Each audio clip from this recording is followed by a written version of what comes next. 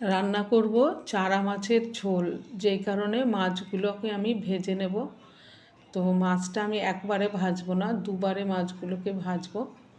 একটু লাল করে ভেজে নেব, তবে খুব কড়া করব না। মাছগুলো ভাজা হয়ে গেলে তুলে নেব। সেই তেলের মধ্যেই আমি জিরে ফোড়ন দিয়ে নুন হলুদ মাখানো যে আলু আছে সেটাকে দিয়ে দেবো। দিয়ে আলুগুলো ভালো করে ভেজে নেব। আলুগুলো একটু ভাজা হয়ে গেলে ওর মধ্যে শিম দিয়ে দেবো।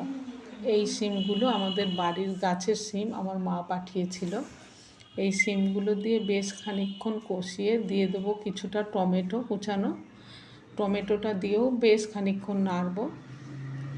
কিছুটা হলুদ দেব, দিয়ে আমি জল দিয়ে দেব ঝোলের জন্য। ঝোলটা ফুটে গেলে কিছুক্ষণ পরে আমি ঝোলের মধ্যে মশলা দিয়ে দেব।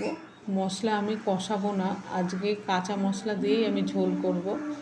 জিরে আদা আর কাঁচা লঙ্কা বাটা মশলার মধ্যে ছিল।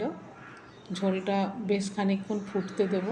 ঝোলটা ফুটে উঠলে ভাজা মাছগুলো দিয়ে আরও খানিকক্ষণ ফোটাবো।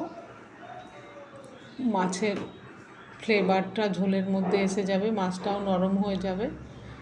5-7 মিনিট ফোটানোর পরে মাছের ঝোলটা আমি নামিয়ে নেব। এইভাবে কাঁচা মশলা দিয়ে মাছের ঝোল খেতে খুব ভালো হয়, পাতলা মাছের ঝোল। আমরা তো সবসময় মশলা কষিয়ে রান্না করি, কিন্তু একবার এইভাবে পাতলা কাঁচা মশলা দিয়ে মাছের ঝোল করে দেখবেন, ভালো লাগবে।